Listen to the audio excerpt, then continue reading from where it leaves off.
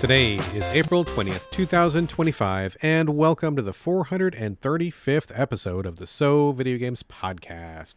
Here on the show, I talk about any game at all, including new stuff, old stuff, and anything in between. My name is Brad Galloway, and I'm the one-man host of the show, and I'm also the editor of GameCritics.com, a website that uses the full range of review scores from 0 to 10, while also offering full accessibility info on every review that we publish. Hello, thank you so much for joining me today. As usual, going to kick things off with housekeeping, where I talk about tidbits, news, items, industry happenings, basically anything randomly game adjacent that's caught my eye in the last 7 days. Let's see what we got here on the agenda. It's a couple of game announcements, I think, are really the only things that stuck out to me. First up, Warhammer 40k Space Marine 2, which was a really fun one that came out fairly recently, is getting a update and kind of an expansion slash update. It's called the Trigon expansion. It's available as of the time you're hearing my voice. This is a new PvE mission, a new weapon, 2 cosmetics, and a bunch of quality of life upgrades. So like new monsters and new stuff to do to extend the life of this particular game, which I am a little bit embarrassed to say I actually never finished. I got to the very final mission, and then I got busy with work or something, and I remember putting it on pause because I got really slammed, and I just literally never came back to it, even though I really enjoyed it, and I thought so much of it was awesome in capturing the Warhammer universe. As you all know, I'm a big fan. And I just I left it hanging literally on the last mission. God, so dumb. I should just go back and finish it. And I have not partaken in any of the DLC that's come out since then. So anyway, I guess this is a good reminder for me to go back to it. And if you, like me, played it, enjoyed it, and haven't been back, then this is probably a pretty good time. The only other thing I have on housekeeping this week is that Neocore is announcing a brand new game. It's called King Arthur Legion 9, coming out in May. So just, 2 weeks or so from the time you're hearing me talk about this, coming to PlayStation 5 and Xbox X and S. If you didn't play the original King Arthur game, I think it was called King Arthur Knight's Tale. Pretty generic title, and I can understand why people didn't check it out. But Neocore is quietly a super awesome game developer, and I actually really love all of their recent stuff. I think their earlier games were a bit rough. Makes sense. They were a new studio just starting out. No shade. But they quickly found their feet, and they've cranked out some real bangers. So this is another one in the list. I loved King Arthur Knight's Tale. I didn't finish it. I got about halfway through, and it was basically turn-based tactics with knights. I've talked about it on the show before, basically isometric, kind of like XCOM with knights kind of a thing. And each knight had a specialty. There was a guy with a broadsword. One guy had a bow and arrow. There was magic kind of in the King Arthur universe. And it was really cool to kind of go through these ruins and fight these battles with just swords and stuff. You know, you're used to doing guns or World War II themes or maybe sci-fi like XCOM or something like that. But to do it with knights who are largely melee was pretty cool. I think it worked out quite well. And in fact, it's on my very short list of games that I really, really want to get back to when I've got some extra time. Legion 9 is not it's kind of a sequel. It's also kind of a standalone, and when I was talking to the PR people, they said it was also kind of about the size of a pretty beefy expansion. So it's not as big as Knight's Tale, but you don't need to play Knight's Tale to play Legion 9. You don't need anything. I mean, you could just approach it brand new. No previous knowledge required. You don't need the base game or anything. It's like a standalone experience, but it's a smaller experience, and I think it's probably a good way to get involved in this kind of this universe and the new approach they're taking towards turn-based tactics. It's worth a look if you like XCOM, if you like Knights, if you like King Arthur. I thought Knight's Tale was pretty rad, and I definitely want to come back to it, so I'm certainly going to check out Legion 9. I'm very curious to see what upgrades and improvements they've done since then. So there you go. That is coming in May. All right, folks, as y'all know, I'd like to start the main portion of the show with Circlebacks, where I circle back to things I have covered in depth on previous episodes. Not going to give you all the details again right now. Don't want to repeat myself, but just think of this as a quick update to let you know if my thoughts have changed on something for better or for worse after spending more time with it. First circle back this week is South of Midnight, which I talked about for the first time last week. I was pretty high on this one when it dropped. I had played it, I think, the day it released on Xbox Game Pass, or maybe the day after, pretty soon. A lot of people I was talking to were also playing it. We were all kind of excited to get in on this. This was the third person, I don't know, platform action game set in the American South, a supernatural version of the American South. There's swamps and alligators. Protagonist is an African American woman who is young. She's in a quest to find her mother, who has been swept away by a storm, and along the way she will engage with all sorts of creatures that were believed to be myths, and she discovers that she herself has magical powers. The overall level design was kind of a retro throwback to something from the 360 era, where it's fairly linear and fairly forward focused. Trying to say that 3 times fast. Kind of like urging you to advance onwards without too many sidetracks and not a lot of exploration. Kind of just like a very like action-y focused game, and a lot of narrative too. Quite a bit of narrative. Music, fucking bananas, killer awesome music, and I think the themes and visuals are really on point. It's a very attractive title. So I started off talking about this last week, being very high on it, and I put more time into it. I got almost exactly halfway through the game, and I got to be honest, even though I still think it has a lot going for it, I think the thing that kind of lets it down is really the gameplay. I think it just kind of ran out of gas. So where I'm at, I kind of bounced. I got exactly halfway, stopped, thought about it, decided I didn't really want to come back to it, and so I just deleted it. So I probably will not return to it this year, which kind of makes me sad because I thought there were so many good things about it. But at the same time, I just felt like I wanted more from it. I wanted combat that grew a little bit more than it did. I felt like I hit the ceiling on the combat pretty early. And to be perfectly frank, the combat doesn't really do the game any favors. I almost wonder if there was perhaps some other way they could have gone with the development, because you go through these levels that are just gorgeous to look at. Jumping on platforms. The main character is very acrobatic. She's got like a jump, double jump, a dash, a glide, all sorts of stuff, wall hang, anything like that. So you're very like nimble, and the levels are designed to kind of keep you moving forward. So it's got a good pace when you're doing that stuff. But like basically every combat is you walk into a big circle that's like an arena, and then you just fight a bunch of guys like over and over and over. You hit the same enemy types over and over. The combat doesn't really have anything to do with what's going on in the level. It just seems kind of like they felt like you walked around long enough and now we need to do some combat to break it up, which is not always a bad thing, but I just felt like it capped out so quick, and I didn't feel like there was any more techniques that were coming. It wasn't really going to change. You just get that feeling sometimes where you feel like, okay, I've got the measure of this, and I really don't see any more surprises or growth coming. And that's kind of how I felt about the combat, and I just didn't enjoy it very much. Beyond that, I felt like they fell down into the same routine too quickly, where you're going to go to a place, you're going to find 3 or 4 clues that kind of relate to the story that you're going to hear. The story is told to you, and you're not really doing a lot with these characters. I mean, they tell you something, you go find these things, and then you watch a story unfold, but you're not really like interacting with them very much. Like, you're not really doing quests for them. You're kind of just like solving these problems at a distance, and then you do a chase, and then you go on to the next level, and then you do some combat. It fell into a routine pretty quickly, which I felt was kind of disappointing, because I was a bit of a cheerleader for the old school level design, which I still think is fine. I still think that 360 forward moving level design is okay. I don't need an open world in every experience, but I just felt like the developers ran out of tricks too quickly, and I was repeating myself too much. And even though I did love the music and the story, it just wasn't enough to really keep me engaged. So that's kind of where I ended up. I bounced, deleted it, got exactly almost halfway through, and I said that was enough for me. But man, I feel like the developers, or at least the writers and the artists, really have a lot more to offer. I really would be curious to see what else they do in the future. But for this one, I think half of South of Midnight is all that I needed. My only other circle back this week is for Split Fiction. Talked about this one a few times before, but the reason I'm bringing it back up again now is because me and the wife finally finished it. This is the required cooperative, you cannot play this by yourself, action platformer where one person takes a fiction writer, the other person takes a sci-fi writer. They get trapped in a VR machine or something similar to that, and they go on these adventures where they kind of play through each other's fictional stories. And so the sci-fi person gets dragged into the fantasy world. The fantasy person gets dragged into the sci-fi world. They flip back and forth. and so on and so on.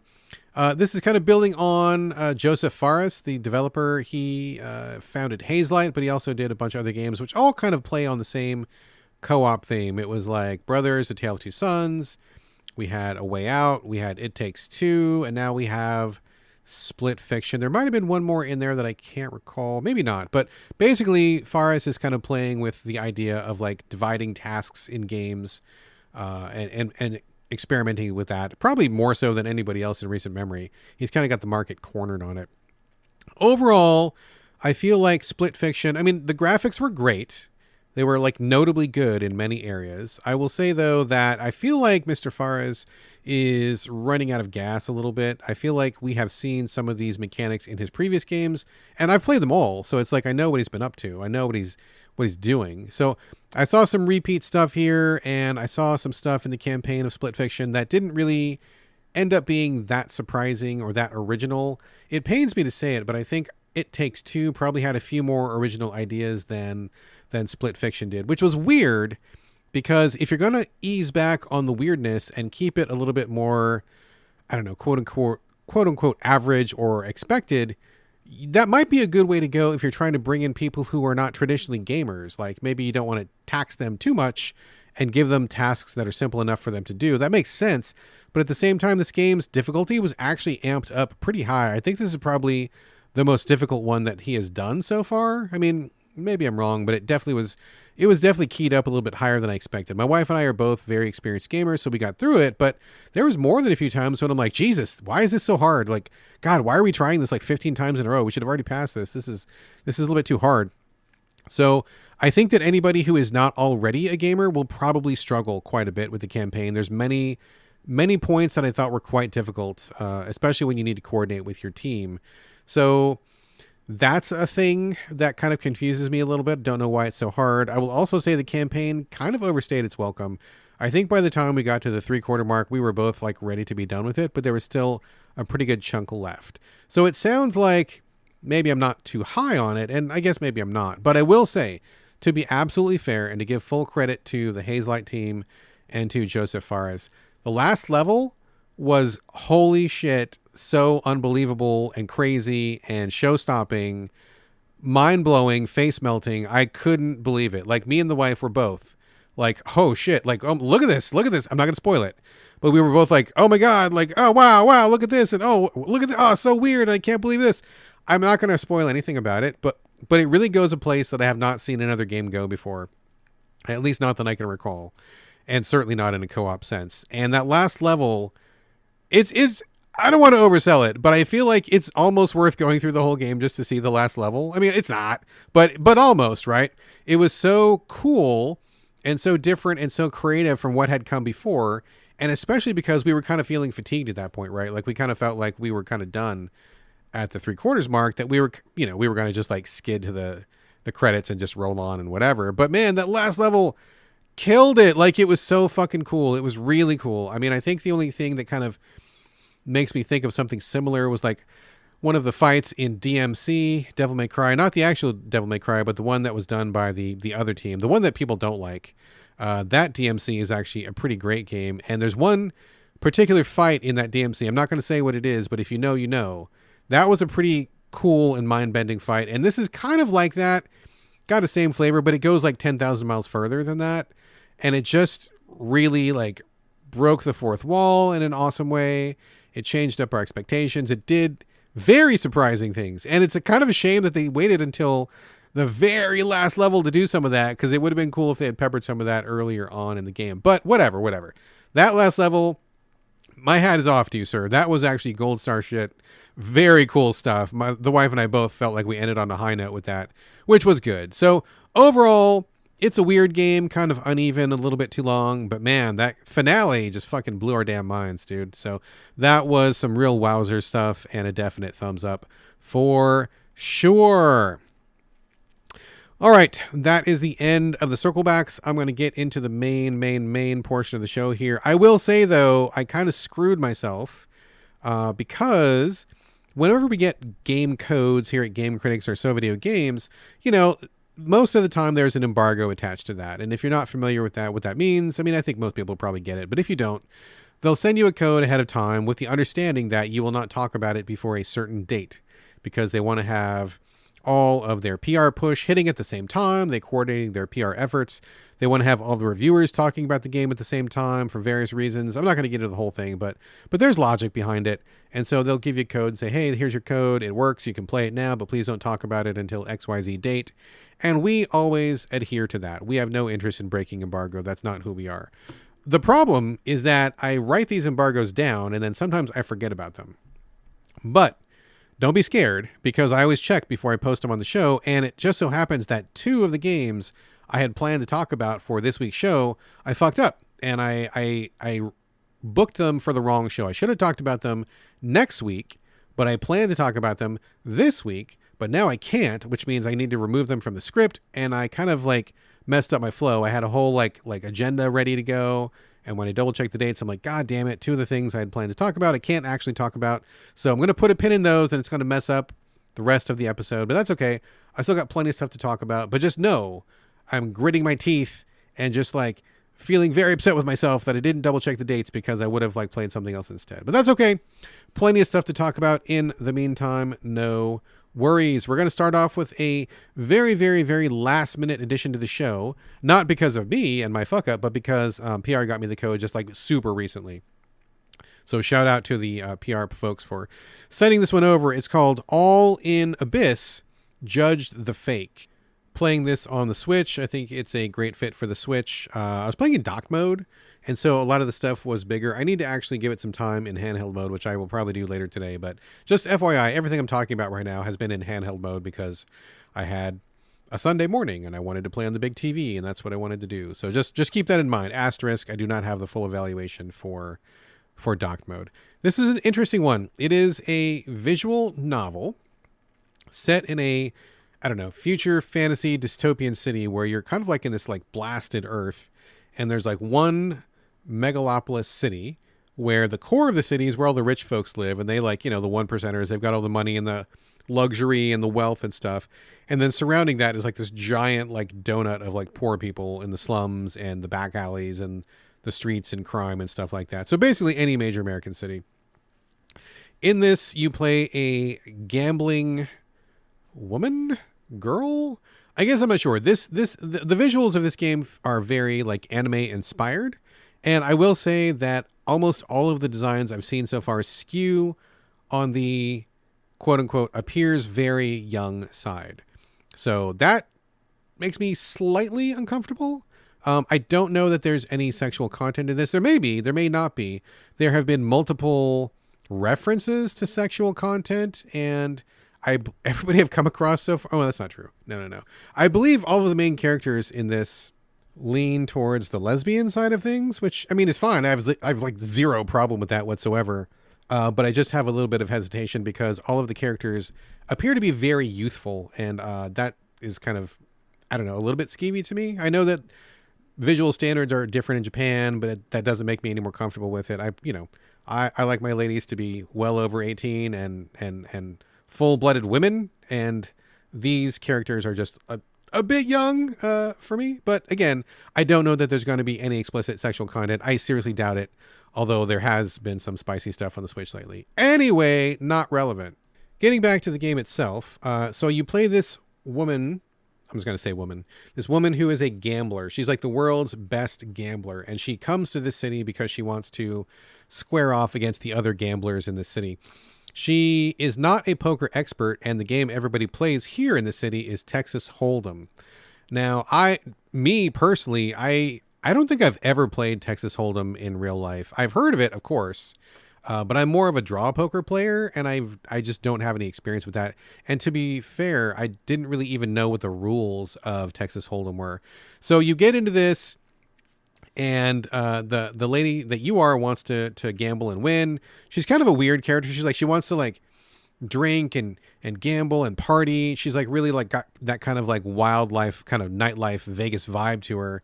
And when you get here, the first person you play poker against is like a witch of some kind. She also looks like a little girl, but she's like a witch who eats candy and sweets, and they do a poker match, and you get just like trounced, just like ground into the ground. just nothing left of you but rubble. And so you get knocked down and you need to find a friend and kind of pull yourself together and go back for a rematch. Apparently there are 5 of these witches in this town, and they run the town because they never, ever, ever lose at poker. And it turns out that they're all cheating one way or another. So your character figures this out. Your character has like this ESP kind of power, and she is the world's best gambler until she gets here, because she can kind of get a visual, or not a visual, but like a mental read on what kind of cards her opponents have. So as you play Texas Hold'em, there will be like a running commentary across the screen that says something like, oh, I bet they've got a 3, or, oh, I bet their cards are, their high card is higher than mine, or, oh, I bet they're going for a straight, or something like that. So you get this little running commentary when you're playing. That's your advantage, but this witch has some other advantage, and she just like completely kicked your ass. So part of the game is like the visual novel side, where you talk to people, you go to various locations from a menu, and you talk to a bartender, you go to a hostess club, you go to the back alleys, you buy things, you talk to people, you figure things out. And then you go to, whenever there's a conflict, you play poker to resolve it. So Texas Hold'em. Now, I will say, again, I didn't know basically anything about Texas Hold'em when I started to play this game. And now I feel like this game did an amazing job of teaching it to me. I feel like the tutorial was great. It was very clear, step by step. I mean, I knew poker, but not Texas Hold'em. And so now I feel like I totally get how it works. And I understand. I mean, I'm sure there's more nuances to it, but I get it. Like I fully understand it now. I bet I could probably play it in real life. So that's great. I think that's a wonderful quality to have. I think also the UI is very good. And again, I'm on the docked mode on my big TV. I'll have to check it again in handheld. But so far, I like how things are laid out. I think the buttons are smart. Everything you see on screen is relevant. Like you see your hand very clearly. You see the middle cards very clearly. You have like a call, a fold, a raise button that's all very clear. And then on top of that, you've got your rank of hands as displayed on the left. So if you can't remember if 3 of a kind is better than 2 pair, like they kind of rank your card on the left. So whatever you're holding, it'll be like, here's where you are. And you can see at a glance, like how many hands are above you or below you. So it's not like, it doesn't give you like 100% information, but it's a really good read to see how you're doing, which I think is great. The game also highlights the cards and potential matches that you can make. So you don't even really have to memorize anything. Like it basically does like all of the thinking for you. You make the decisions, but it'll highlight very clearly what is the result. Like if you're not sure what hand you've got, it'll put an outline around the cards. That'll be your best possible hand. And then it shows you where that ranks among the other hands. It's great. It's really, really well done. Very clear. I think the UI is actually very nice. Like the UI, like the tutorials. And then as you get a little bit further in the game, and again, like I said, I just got this code like super recently, so I'm not like very, very far into it, but I got to the part where your character can expand her mental powers. She figures out how the witch is cheating, and so she wants to counteract that. So she needs to build up her own mental powers. Your basic mental power is like the commentary that I described earlier, where she kind of like gets a hint about what the enemy's doing. But there's like a load of other powers, and you can pick and choose these. You need to earn some currency by winning poker matches, but you can get some of these and customize them as you see fit. So the one that I started off with was the commentary, and then I had a power that basically you shit talk a person and you prevent them from folding. So if you feel like you're going to win for sure, you use your power, shit talk them a little bit, they can't fold, and then you like destroy them by taking the money. And in this game, you defeat people by taking all their money. Like there's no like life points or anything. It's just like once they're out of money, you win, you move on. So it's pretty straightforward, fits right in with the gambling thing.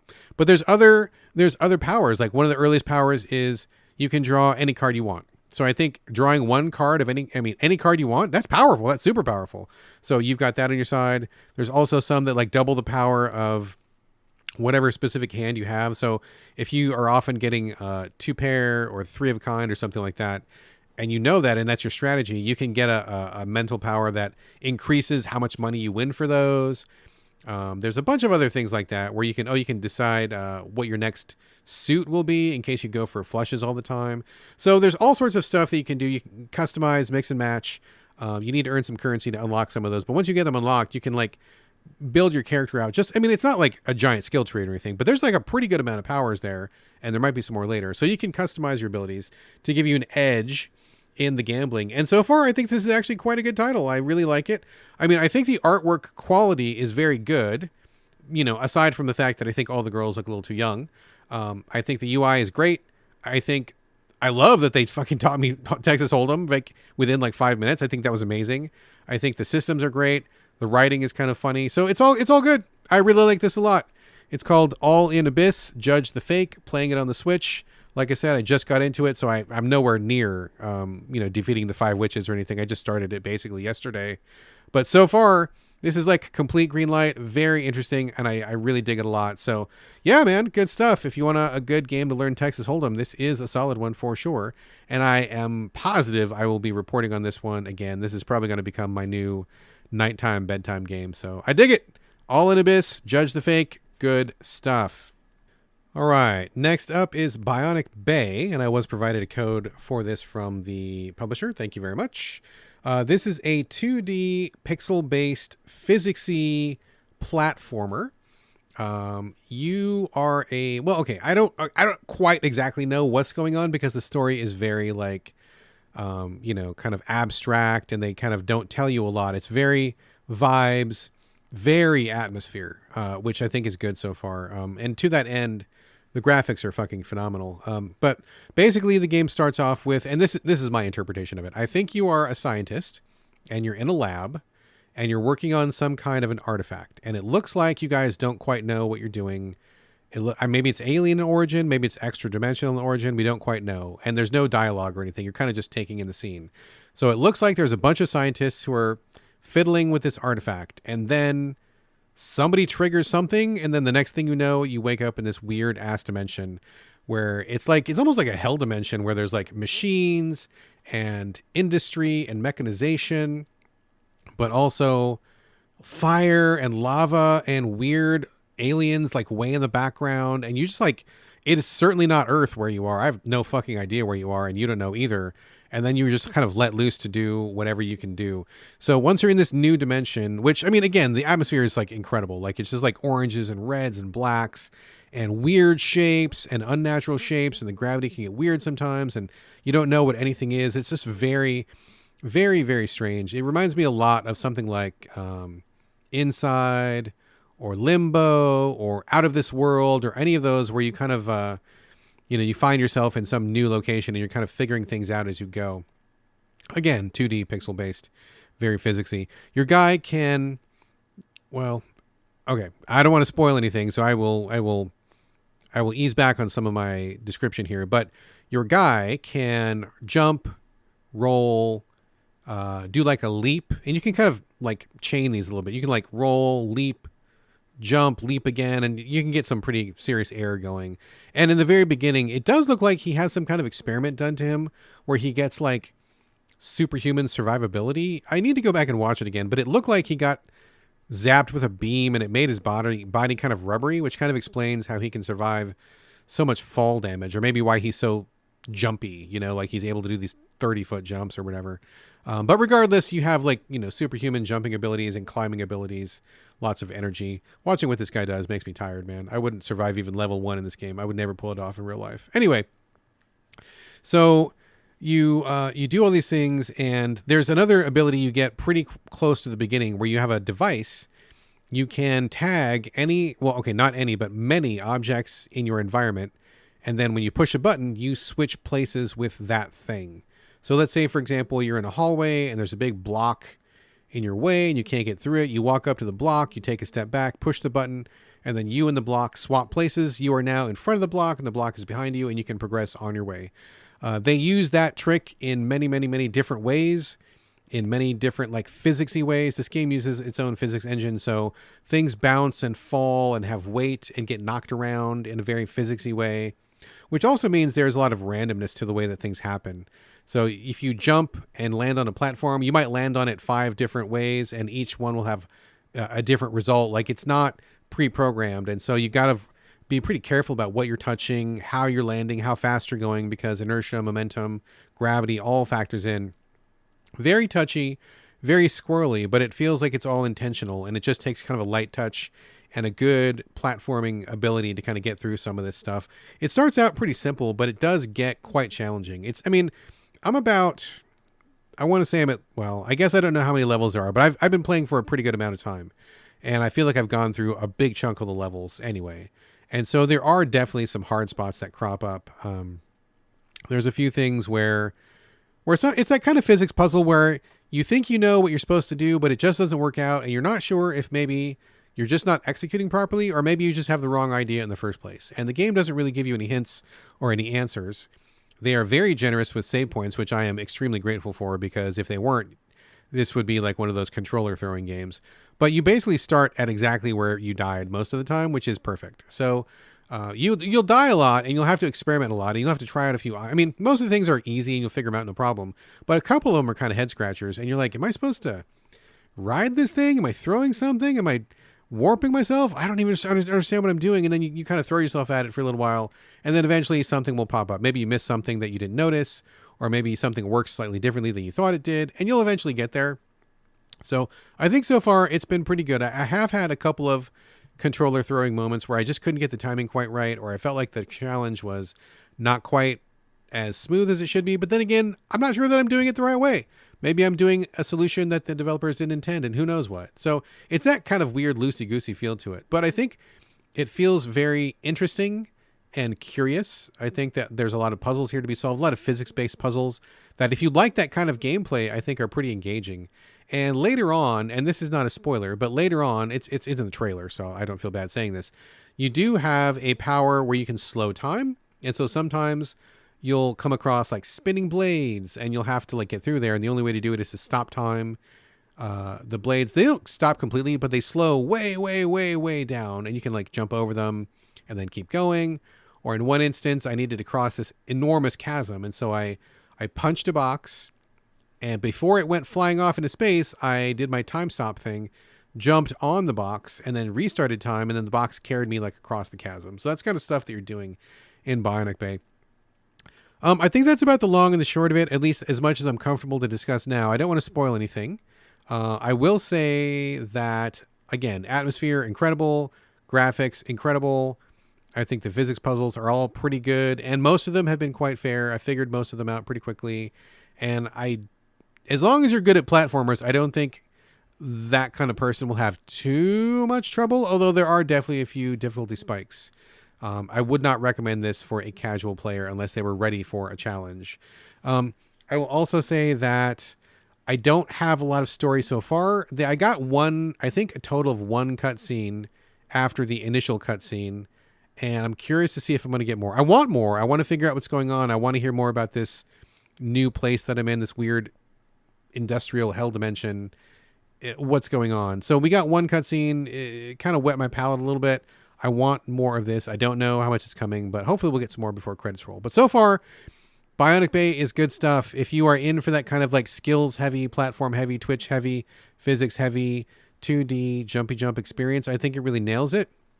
Again, like Inside, Limbo, Out of This World, Fade to Black, any of those kind of games, that's exactly what this bucket is that I'm describing here. And this game, Bionic Bay, fits squarely inside that bucket. So good stuff so far. I am a customer for these things, and I like it. And my intention is to finish it, certainly. So I will keep on trucking and report back. All right. Up next, we have Promise Mascot Agency, and special shout out to John over at Gaming in the Wild. He is the one that initially got this on my radar. I had seen PR come in for it from the agency that was handling it. And shout out to the PR. They did actually send me a code for this. So appreciated. Thank you very much. But I read the PR, and right off the bat, I was like, oh, wait, this is from the people who did Paradise Killer. And I really disliked Paradise Killer quite a bit. That's the first-person mystery, weird game that was all kind of in like Miami Vice colors from a year or two ago. I love the art style of it. Like the art vibe was very good and very attractive to me, but I hated the gameplay. I just really just did not get on with it. Bounced pretty quickly, and I just no, not for me. And so when I saw that this was from the same people, I immediately dismissed it. I'm like, oh no, I really didn't care for their first work, and I'm probably not gonna like this one, whatever. And I just forgot about it. But then I saw John talking about it over at the Gaming in the Wild Discord. Also, shout out for all the folks over there. Some great folks. Absolutely. Join the Discord. Only costs you $1 a month. Not for me, but for John. So join that if you wish. It's a great time. Free plug. But I saw lots of folks talking about it. I'm like, okay. And then John just kept going on about how good it was. And then he referred it to me because he knows my taste a little bit. He knows I like the weird stuff and the offbeat stuff and all that. And he's like, maybe give it a shot. And I'm like, all right. Initially, no, but I do put a lot of stock in what John says, and he felt like it was worth bringing up. So, okay, got in touch with PR. They sent a code over, and I got to say, he actually was quite correct in recommending this to me because I think it is just a delight. It is really a delight, and in fact, I am quite surprised at how different it feels from Paradise Killer. I think a lot of the visual aesthetics are the same. There are definitely some similar notes, like in terms of vibe and style and craziness. But other than that, it feels like a completely different experience, and I don't think that I would have ever guessed these two games are from the same developer. So in some ways, I think that's a huge compliment. So what is Promise Mascot Agency? It's a little hard to categorize, but I will do my best. The story is that you play a disgraced Yakuza who has gotten into some trouble. Wasn't your fault, but basically it seems like somebody set you up to take the fall for something, and so you got to get out of town. Your big boss is supposed to kill you to kind of like save face, but they decide to have mercy on you and they need you to help them out in some ways. And so they pretend like you died and they ship you off to this faraway town in the middle of nowhere, which is not even just a town. It's like a magical town. And for Promise Mascot Agency, you have to just be willing to accept like anything, because I will say some things that sound patently ridiculous, and you just have to accept that that is what I'm saying. So you get to this town and you need to start a mascot agency. So basically, whenever you see like like a store opening or an event or a big sale or something or some kind of social event, you will send a mascot out there. Now, we think of mascots as people in those big furry suits. Like when you go to Disneyland and you see Mickey Mouse and Donald Duck walking around, like, that type of mascot suit. But in this magical town, the mascots literally are the thing that they look like. So your very first mascot you meet is named Pinky, and they are a severed finger. And they're a giant severed finger. And it looks like a person in a suit, sort of, but no, they actually are that thing. I think the very next thing you find is a block of tofu, and his name is obviously Tofu. And he looks like a guy in a suit, but no, he actually is a block of tofu. And so on and so forth. You meet like a whole bunch of different characters that are all like decidedly non-human, but that's kind of like what goes on in this town. You just have to accept that that's a thing. Like, we live in a world where these mascots are real. They are exactly what they appear. And so you manage them. You're like their manager. You have to sign a bunch of them up. You find them scattered around town. And in Promise Mascot Agency, I think it's best to say that this is basically an open world game, but it is a very small scale, reined in and reserved open world game. It's got a big island and a couple small islands, like basically one large landmass with a couple little one-offs here and there. But it's the size of like, I don't know, like one small city from like Grand Theft Auto or something. It's very, very small compared to some of the like, extravagant monstrosities that we've gotten lately, where like something is like the 1-to-1 scale of like the Western United States or something. Like it's not that big. It's pretty small. You can get from one end to the other in a couple minutes. You can see basically the whole thing on a map on one screen. So it's a very small area, but there's like mountains and there's rivers and there's a couple towns and there's some points of interest. And throughout the map on the open world, there are dots when you go to your map screen. And every one of these dots is something that you probably should pick up. So at first it seems like, oh, okay, this is weird. I'm going to just drive around and what's all this about? But once you start playing, it all comes together. And then ultimately, I think the design turns out to be quite smart, actually. Full disclosure, I'm not really big on open world games at the moment, but I will say this one totally grabbed me once I figured out what was going on. And I have really, really enjoyed it. So you hire your mascots, and then people in town want you to send them there to be present at their events. You do that. Sometimes it happens, no problem, and you earn some money from that. And again, the whole point of this is to earn a bunch of money to kind of fix your situation that you screwed up back in the main part of Japan that you're from. So you come out to this burg, not only to hide, but also to earn money for your people back home. So everything in the game revolves around money, earning money and watching your expenses and so forth and so on. So you send some mascots out. Sometimes nothing happens. It's a fun event. Everybody has a good time, and you get money, and that's it. But sometimes they get stuck. Like sometimes their bodies will get stuck by going through a narrow doorway, or sometimes there will be like a dog that's bothering them, or sometimes a fan will be too aggressive or something like that. And so you'll have these little situations where you need to like help them out. This leads into a kind of a card system. And full disclosure, this game has like a shitload of systems. It is a systems game where you've got like 85 different systems going on at once, and there's like a million things to keep track of. It all happens no problem, and I think it's very streamlined and it's all very frictionless, but at the same time there are still a bunch of different systems. So you collect these cards. If you have the right cards, you can get that person out of a jam, and then you succeed. If you don't have the right cards, then they fail and you get less money for it. There's more to it than that, but I'm not going to get super deep in the weeds. Story events pop up, and everything in this game is just really kind of like wink wink, nudge nudge, serious but also funny. And I will say the writing is actually quite good. I think there's maybe a bit too much writing. I feel like sometimes some of the dialogues go on for a bit too long, but they've all been pretty good. I mean, there's been lots of jokes. I think Pinky, the finger you meet, is really a good character. They are quite entertaining. They go back and forth between being sweet and being homicidal. Some of the other characters in town all have interesting backstories. Some are sad, some are emo, some are, excited, some are chill. And so getting to know these characters is pretty good. Like you get to know their personalities before the end of the game for sure. And everybody is pretty memorable, which is great. But on top of that, so you basically end up doing these mascot events, which are largely handled in your pause menu. And then when you're not paused, you're driving around the open world in your truck. And I will say that your truck is a delight. It's like a little, I feel like it's a Mitsubishi truck. I feel like I've seen these before. They're not an American style vehicle. It's a Japanese style vehicle. Really small kind of pickup truck thing. Very cute. And initially you're just driving around and there's like a million things all over the place. Like you're picking up trash and you're knocking over signs and you're exorcising ghosts and you're doing all sorts of things like picking up random money and all these things. But your car gets upgrades and eventually it just gets really fun to like go back and forth across the landscape. You get a couple turbo boosts. You get a cannon that launches Pinky. So Pinky becomes this severed finger that is shooting all across the landscape for various things. You can turn your car into a boat and you can go out on the ocean and drive around. And my favorite thing and the best thing is you get these glider wings.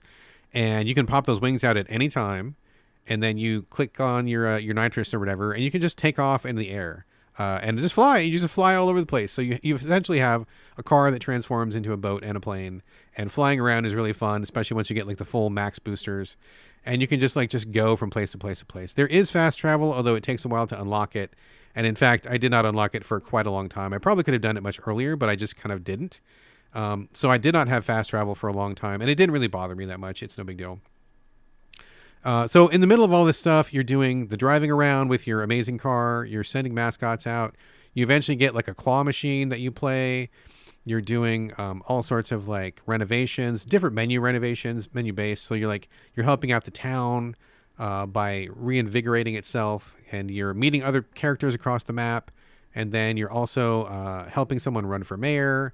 And there's 95 kajillion things going on. And it's all just really goofy and funny. And it's all really elegant. I will say overall, I think this is a smart game because everything is clearly labeled. I think the UI is really good. I think the tutorials are really good. They give you helpful reminder messages as you need them. Everything about this game could end up being really dense and overwhelming if they didn't take the care that they do, but they do. And it becomes really painless and light and fun and streamlined and just a really good time. And I'm just having a blast with it. It's just really goofy, and I'd never know what's going to happen next. And I'm definitely invested, and I want to see the mayor win, and I want to see the town get revived, and I want to see my Yakuza guy expand his mascot empire and become, a big player in the scene. And it's quite great. It's really fun, and just everything about it is bizarre and weird and strange and hard to explain, but it all just fucking works. And John over at Gaming in the Wild was exactly correct. This is just my kind of weird, and I think it's a wonderful kind of weird. So I guess I'm eating crow. I did not think that the Paradise Killer team had it in them to win me back, but they sure did. I think this is just a real humdinger, and I'm just loving every minute of it. I had a pretty hard time putting it down. I've spent, I think, a couple hours this morning and just can't get enough of it. And I will say also, based on appearances, I have not finished it, but I'm like a pretty good patch into it. I feel like there's probably not that much more left of it. And I want to say I'm probably about the 10-hour mark. So that's a pretty small playtime for an open world game. They really are very economical. Like they get you in, they get you out. It's easy to do stuff. You don't have to do everything if you don't want to. And it's all just like very accessible and breezy. So if you want something quick and fun and easy, I think this is a great choice. I think it's actually quite good and probably going to end up as one of my favorites of this year. So shout out to John for making sure I spent some time with it. That was definitely appreciated. So Promise Mascot Agency. It is absolutely some good stuff. Playing it on PS5, definitely worth a look. Last game of the show, I didn't plan to talk about this one this week, but I am recording in the time loop, or the time warp, I guess, as I've said before, where I kind of record like a bit per day rather than doing it all at once at the end of the week. And when I started the show, this game was still under embargo, but because I have been lazy and did not get the show done, I am now past the embargo. So I can talk about it now, which I actually will do. Playing the 100 line Last Defense Academy. I talked about the demo a couple of episodes ago, and I spoke only of the demo content. I didn't break any embargoes whatsoever.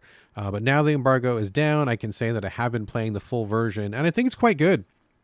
This is a visual novel / turn-based tactics where you play a kid who is living in some kind of weird dystopian Tokyo where there's a ceiling over everything. Like, you don't have sky, you have a ceiling. So you're living inside this kind of pod, I guess, but you don't really know it. Like, this is all you've known.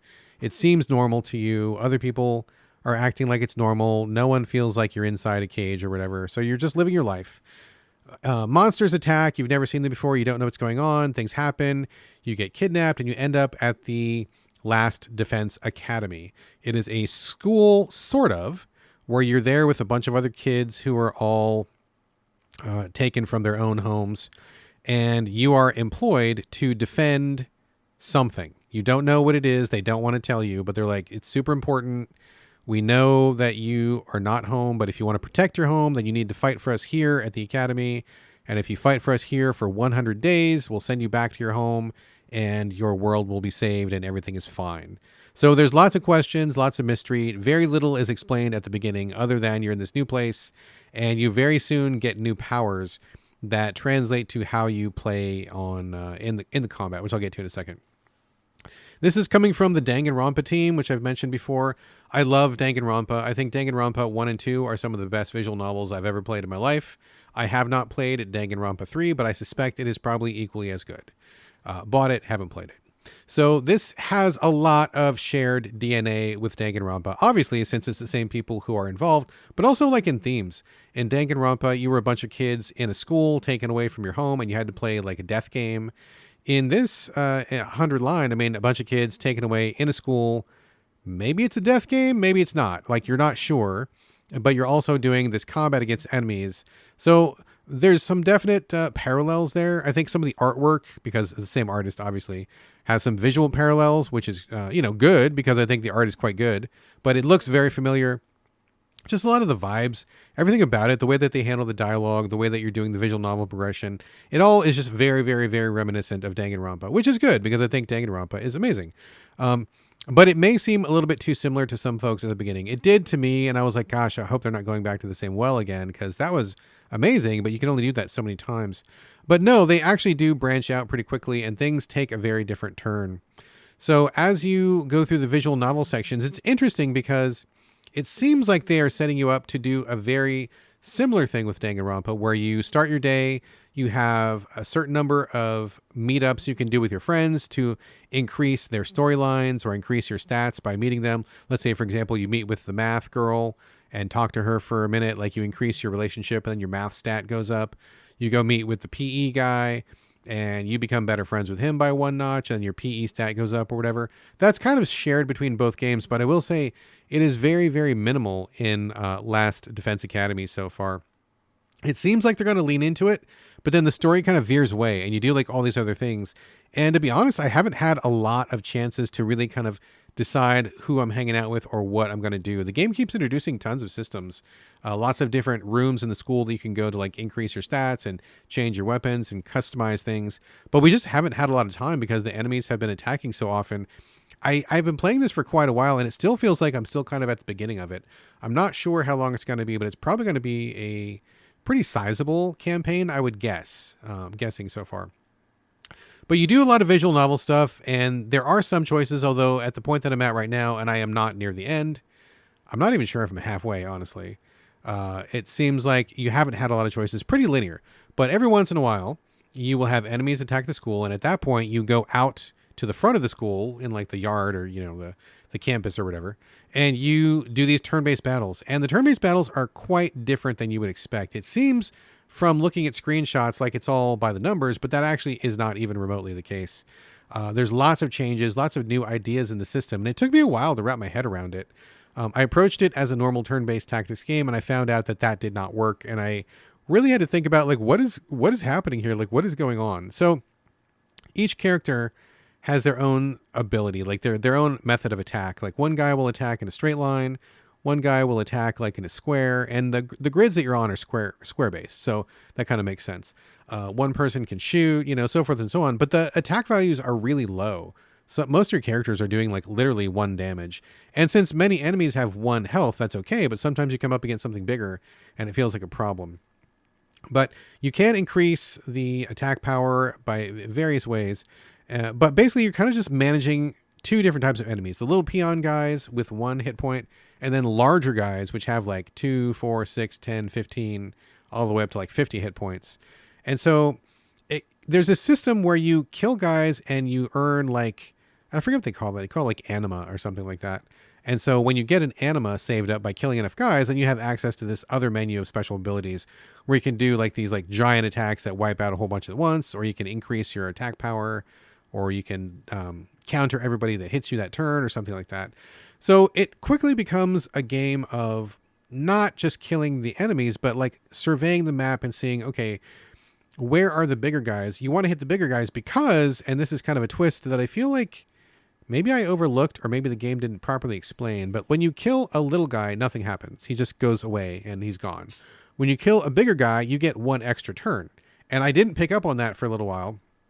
And so, I mean, I guess that's on me. But you quickly kind of like learn to size up a battlefield and see how many of the bigger guys can I kill in my initial attack. And then by earning those extra turns, will that allow me to use my other characters to keep killing bigger guys so that eventually I can like, you might not get like a screen wipe, but like you'll get like most of the guys off the map in one go if you can kind of figure out between the chess-like movement and attacks, and also manipulating which guy you kill in what order. So there's that whole like meta level of stuff going on. And then additionally, you have to decide, whose special attacks should I use, if any at all. Those are great attacks, but the downside is you are paralyzed for a turn after you use them. So it's very possible that having that character out of action the next turn would not be advantageous.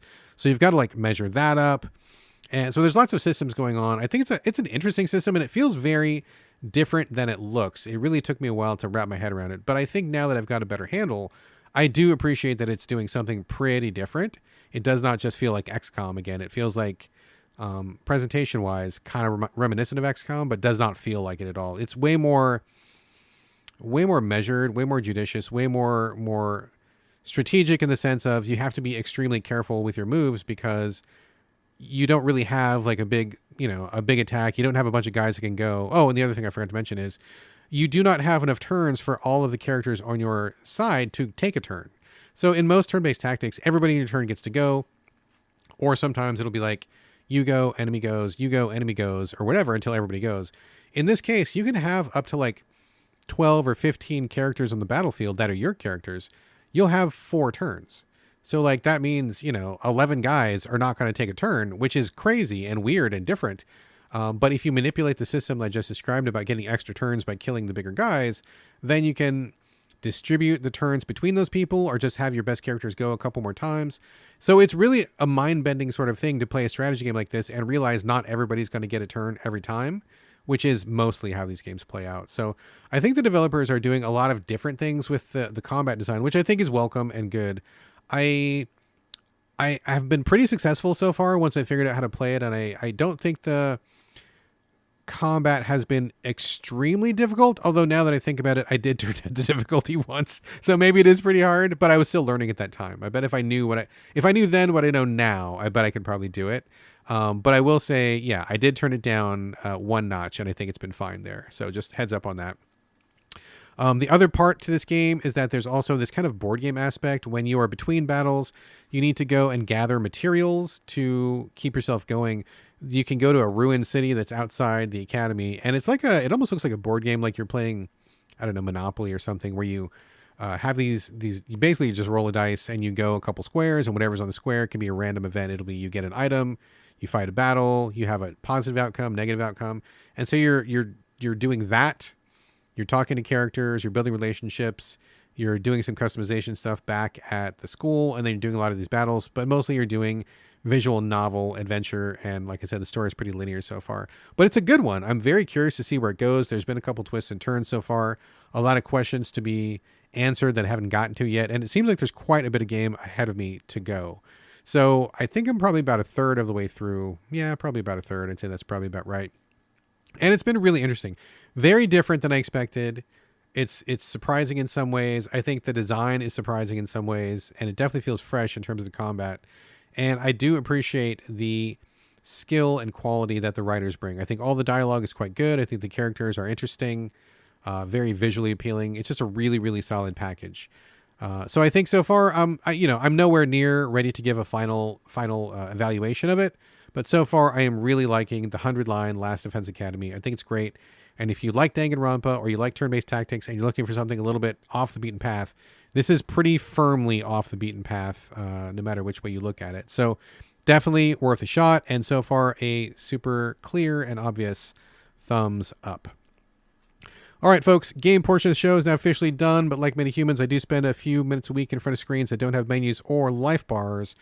That's right. It's time for the TV and movie roundup. Let's see. What do I got? Not a lot. I think the wife and I finished Doom Patrol on Max recently. This is based off a comic, but it goes pretty wildly hither and yon. I mean, there's all sorts of... I can't even begin to describe how weird it is. There's time warps, and there's like body changing, and there's sentient butts that run around and kill people, but they also like show tunes.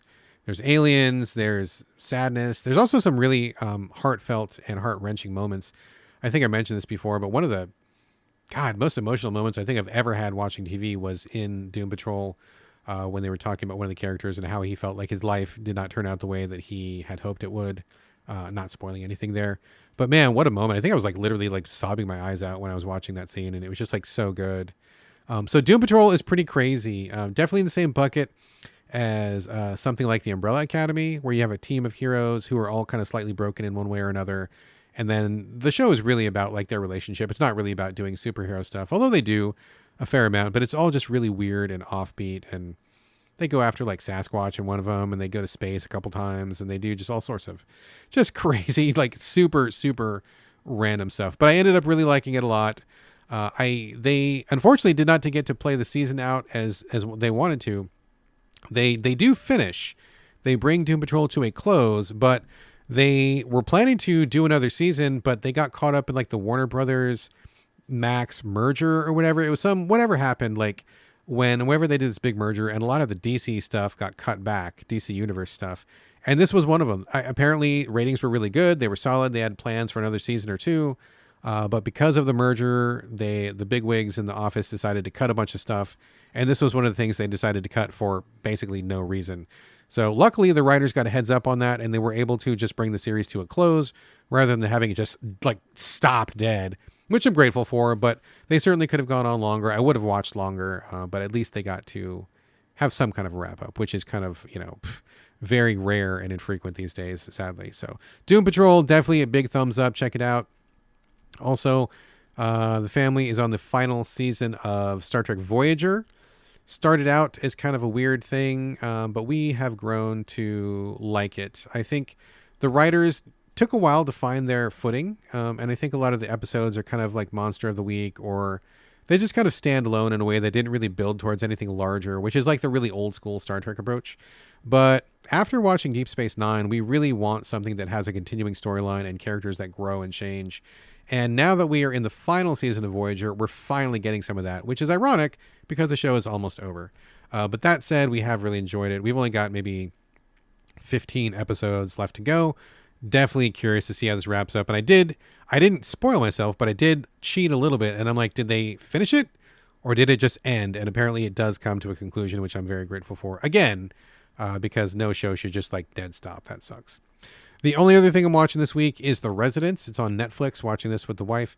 And it stars Uzo Aduba, who in the lead role, who you may know as Crazy Eyes from Orange is the New Black from, however long ago that was. But she's doing great in this role. I think she is just killing it.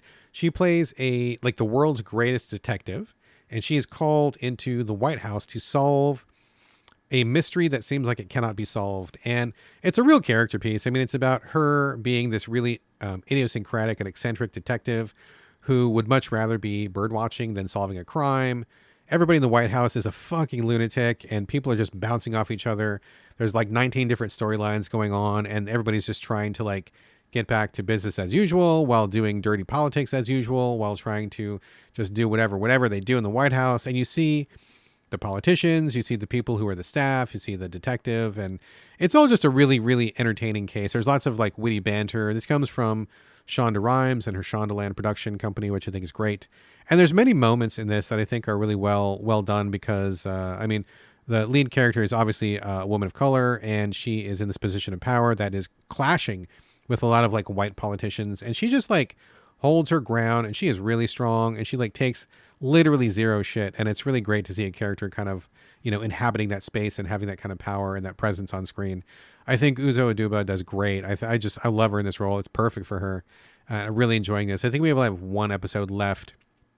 And I got to say, I have literally no idea who the murderer is, not even remotely. So I'm very curious to see how this is going to play out. But it's been a real kind of crackerjack series to watch. And it's like 8 episodes, so it's not that long. If you're looking for something to get into, kind of funny, but also a little bit of mystery, I think it's been very, very lovely. All right, folks, that is a show. Before the closing music, I would love for you all to leave reviews, share the show on social media, but most important of all, please recommend So Video Games to your friends, because nothing beats word of mouth. And as always, would love to get your questions and comments. Hit me up at sovideogamespodcast@gmail.com or reach me on social media. You can find me on Instagram and Blue Sky. It's my name, BradGallaway, all A's, no O's. You can also hit me up in the So Video Games Discord, which is totally free of charge. Just drop me a line, and I will get you on board to continue the conversation. And finally, if you'd like to support this show and help the cost of running the podcast, you can do that over at patreon.com/the So Video Games Podcast. Every single dollar helps, and €1 helps that much more. All right, folks, that's going to do it for episode 435. Thank you again for joining me here on the So Video Games Podcast. If you're listening this long, all the way to the end, you are my personal hero. Thank you very much. And I'll see you all next week.